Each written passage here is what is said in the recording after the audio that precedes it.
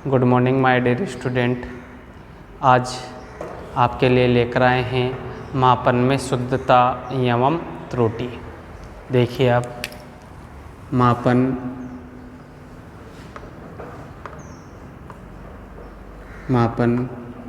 में शुद्धता एवं त्रुटि। तो देखिए आप यहाँ पर मापन में शुद्धता एवं त्रुटि, तो ये टॉपिक है अपने पास यहाँ पर। तो पहले तो आप देखिए त्रुटि क्या होती है। त्रुटि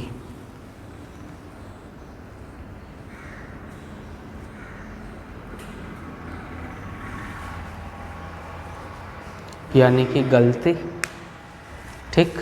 तो देखिए त्रुटि क्या होती है, यानी कि किसी भौतिक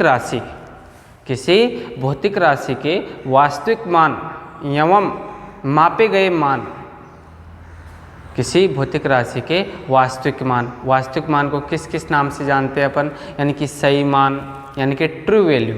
वास्तविक मान का एक और नाम क्या है यहाँ पर, ट्रू वैल्यू यानी कि सही मान, एवं मापे गए मान का अंतर क्या कहलाता है, त्रुटि कहलाता है। तो क्या परिभाषा हो गई अपने यहाँ पर त्रुटि की, यानी कि किसी भौतिक राशि के वास्तविक मान एवं मापे गए मान के अंतर को त्रुटि कहते हैं। मापन में उत्पन्न त्रुटियों को 3 भागों में बांटा गया है। त्रुटियों को कितने भागों में बांटा गया है, 3 भागों में बांटा गया है। तो आपने देखा यहाँ पर, यानी कि सही मान यानी कि ट्रू वैल्यू में से अपन मेजर्ड वैल्यू घटाएंगे तो क्या आएगा यहाँ पर, एरर। ट्रू वैल्यू में से यानी कि मेजर्ड वैल्यू घटाएंगे, जो मेजर करेंगे अपन तो वहाँ पर कौन सी यानी कि जो आएगा वो क्या आएगा, एरर आएगा। तो देखिए मापन में उत्पन्न त्रुटियों को 3 भागों में बांटा गया है। नंबर 1 है क्रमबद्ध त्रुटि। नंबर 1 क्या है, क्रमबद्ध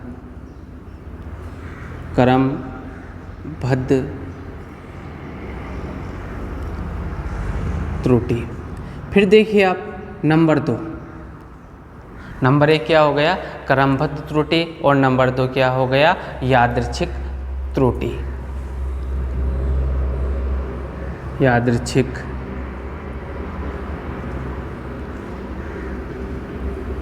त्रुटि। और नंबर 3 क्या हो गया, स्थूल त्रुटि। यानी कि यहाँ पर आप देख रहे होंगे कि मापन में उत्पन्न त्रुटियों को कितने भागों में बांटा गया है, 3 भागों में बांटा गया है। यानी कि सिस्टमेटिक एरर, रैंडम एरर और ग्रॉस एरर। यानी कि क्रमबद्ध त्रुटि, यादृच्छिक त्रुटि और स्थूल त्रुटि। यानी कि सिस्टमेटिक एरर, रैंडम एरर और ग्रॉस एरर। तो अब बात करते हैं अपन यहाँ पर क्रमबद्ध त्रुटि। तो क्रमबद्ध त्रुटि क्या होता है, यानी कि इस प्रकार की त्रुटि का कारण ज्ञात होता है। यानी कि क्रमबद्ध त्रुटि क्या होती है, यानी कि इस प्रकार की त्रुटि का कारण ज्ञात होता है।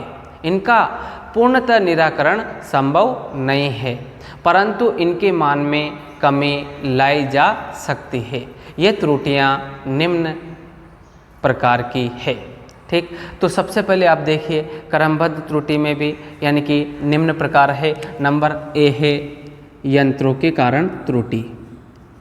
यंत्रों के कारण त्रुटि, यानी कि देखिए आप, यानी कि इस प्रकार की त्रुटि, यानी कि यंत्रों के कारण त्रुटि, यानी कि ये त्रुटि यंत्रों की संरचना की बनावट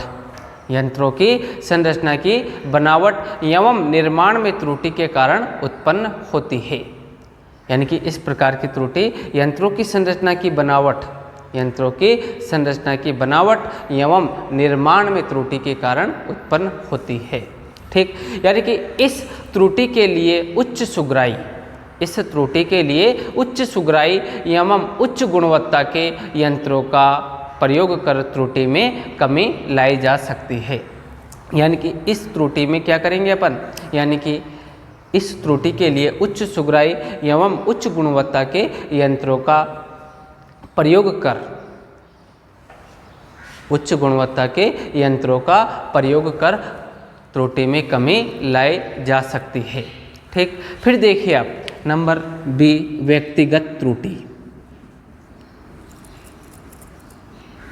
नंबर बी कौन सा हो गया, व्यक्तिगत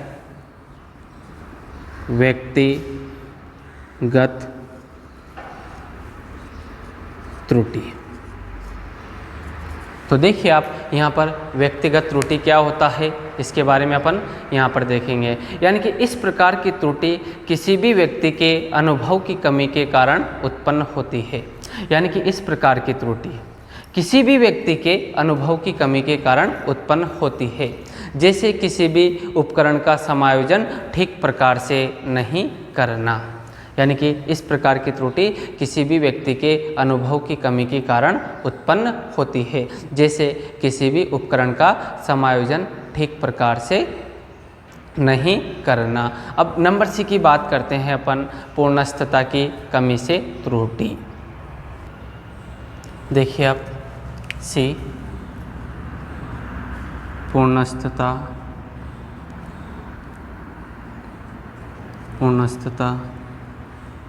की कमी से त्रुटि। नंबर सी क्या है, पूर्णस्थता की कमी से त्रुटि। तो आप देखिए, यानी कि वे त्रुटियां जिनका कारण ज्ञात होते हुए भी उन्हें दूर नहीं किया जा सकता है। यानी कि इस प्रकार की त्रुटियों का, यानी कि वे त्रुटियां जिनका कारण ज्ञात होते हुए भी, यानी कि वे त्रुटियां जिनका कारण ज्ञात होते हुए भी उन्हें दूर नहीं किया जा सकता है, पूर्णस्थता की कमी या अपूर्णता त्रुटि कहलाती है। जैसे विकिरण हानि होने के उपरांत ऊष्मा का मापन। फिर देखिए आप, यानी कि थर्मामीटर को सही स्थान पर बिना लगाए ताप का मापन। फिर देखिए आप, उत्प्लावकता का प्रभाव होने पर भी भार का मापन करना आदि। देख रहे हो आप, पूर्णस्थता की कमी से त्रुटि क्या है, यानी कि वे त्रुटियां जिनका कारण ज्ञात होते हुए भी उन्हें दूर नहीं किया जा सकता है, पूर्णस्थता की कमी या अपूर्णता त्रुटि कहलाती है। जैसे विकिरण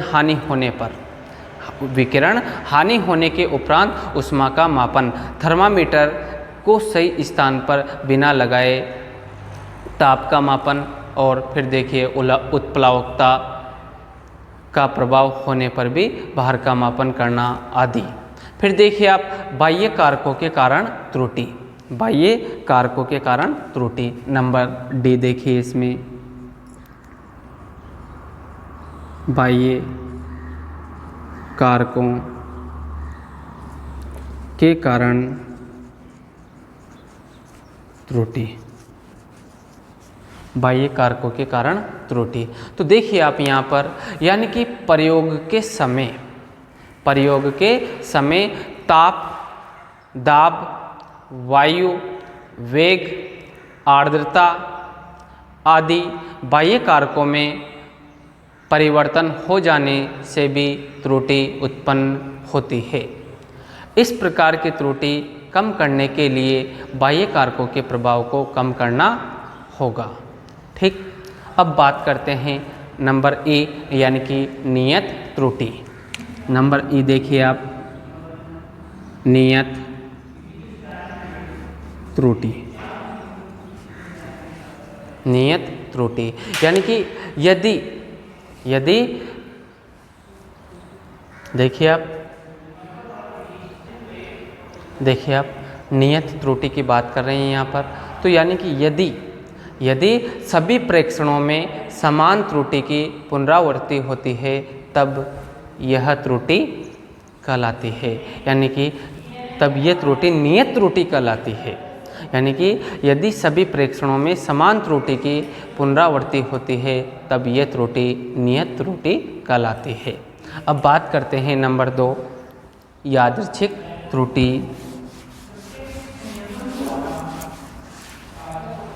नंबर 2 यादृच्छिक त्रुटि।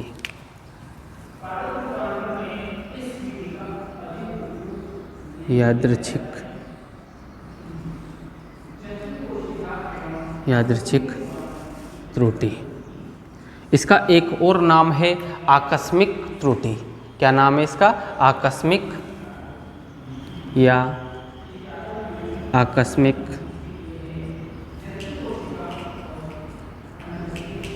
त्रुटि। क्या क्या नाम हो गया इसका?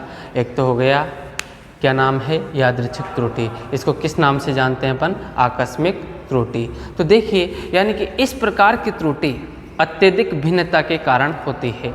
यानी कि इस प्रकार की त्रुटि कैसे होती है? अत्यधिक भिन्नता के कारण होती है। कभी कभी इस प्रकार की त्रुटि को अवसरीय त्रुटि भी कहते हैं।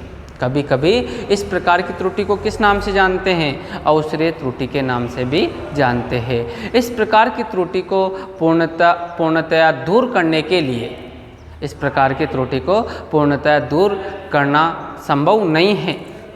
यानी कि इस प्रकार की त्रुटि क्या हो रही है? अत्यधिक भिन्नता के कारण उत्पन्न हो रही है और इस प्रकार की त्रुटि को पूर्णतया दूर करना संभव नहीं है। इस प्रकार की त्रुटि को दूर करने यानी कि कम करने के लिए बार बार प्रेक्षण लेते हैं। ठीक, माना n बार प्रेक्षण लिया जाए। कितनी बार प्रेक्षण लिया जाए? यानी कि n बार प्रेक्षण लिया जाए तो त्रुटि 1/n गुना कम हो जाती है। यानी कि यहाँ अपन किसी भी वस्तु का n बार प्रेक्षण ले रहे हैं तो यहाँ पर जो त्रुटि है वो कितना गुना कम हो जाती है? 1/n गुना कम हो जाती है। अर्थात a बार बराबर a1 plus a2 plus a3 plus dot dot dot dot dot plus an बटा n। ठीक, तो अपने यहाँ पर अगर n बार प्रेक्षण लेंगे तो यहाँ पर ये त्रुटि कितना गुना कम हो जाती है? 1/n गुना कम हो जाती है। अब बात करते हैं अपन नंबर 3 पर, स्थूल त्रुटि। कौन सी त्रुटि? स्थूल त्रुटि। तो देखिए नंबर 3 स्थूल त्रुटि। तो देखिए आप यहाँ पर स्थूल त्रुटि क्या होती है? यानी कि इस प्रकार की त्रुटियाँ असावधानी के कारण होती है। यानी कि जो आप देख रहे हो स्थूल त्रुटि, यानी कि इस प्रकार की त्रुटियाँ किसके कारण उत्पन्न होती है? असावधानी के कारण उत्पन्न होती है। जैसे आप देखिए नंबर 1, यंत्रों के बिना समायोजन के पाठ्यांक लेना। यंत्रों के बिना समायोजन के पाठ्यांक लेना। फिर दूसरा देखिए, गलत तरीकों से पाठ्यांक लेना। दूसरा क्या है? गलत तरीकों से पाठ्यांक लेना। तीसरा क्या है? पाठ्यांक लेते समय गलती कर देना। और चौथा क्या है? गणना के समय पाठ्यांक गलत रख देना। समझ रहे हो आप? यानी कि स्थूल त्रुटि क्या होती है? यानी कि इस प्रकार की त्रुटि असावधानी के कारण होती है। इस प्रकार की त्रुटि किसके कारण उत्पन्न होती है? असावधानी के कारण उत्पन्न होती है। जैसे आप देखिए, यानी कि यंत्रों के बिना समायोजन के पाठ्यांक लेना, गलत तरीकों से पाठ्यांक लेना, और तीसरा हो गया यानी कि पाठ्यांक लिखते समय गलती कर देना, और चौथा देखिए गणना के समय पाठ्यांक गलत रख देना। तो आपने यहाँ पर देखा त्रुटि के बारे में। तो त्रुटि क्या होती है? यानी कि किसी भौतिक राशि के वास्तविक मान एवं मापे गए मान का अंतर क्या कहलाता है? त्रुटि कहलाता है। और आपने देखा था त्रुटियाँ कितने प्रकार की हो गई? 3 प्रकार की हो गई। कौन कौन सी त्रुटि? यानी कि क्रमबद्ध त्रुटि, यादृच्छिक त्रुटि, और नंबर 3 कौन सा हो गया? स्थूल त्रुटि। फिर इन तीनों में भी आपने देखा था, नंबर 1 में क्रमबद्ध त्रुटि में आपने देखा था यंत्रों के कारण त्रुटि, नंबर भी देखा था व्यक्तिगत त्रुटि, और नंबर 3 देखा था आपने पूर्णस्थता की कमी से त्रुटि, और फिर नंबर नेक्स्ट देखा था बाह्य कारकों के कारण त्रुटि, और नंबर लास्ट देखा यानी कि आपने देखा था नियत त्रुटि। फिर उसके बाद में अपन बात करते हैं नंबर 2 यादृच्छिक त्रुटि या आकस्मिक त्रुटि। तो इसमें आपने देखा था कि इस प्रकार की त्रुटि अत्यधिक भिन्नता के कारण उत्पन्न होती है। इस प्रकार की त्रुटि को अवसरे त्रुटि के नाम से भी जाना जाता है। ठीक, तो यहाँ पर इस त्रुटि को कम करने के लिए क्या करते हैं, अपन बार बार प्रेक्षण लेते हैं। क्या करते हैं, बार बार प्रेक्षण लेते हैं। और अपन ने मान लो यहाँ पर n बार प्रेक्षण ले लिया तो इस प्रकार की त्रुटि कितना गुना कम हो जाती है, 1/n गुना कम हो जाती है। यानी कि आपने मान निकाल रखा है a बार बराबर a1 + a2 + a3 plus dot dot dot dot dot plus an/n। फिर उसके बाद में आपने देखा स्थूल त्रुटि, यानी कि इस प्रकार की त्रुटि असावधानी के कारण होती है।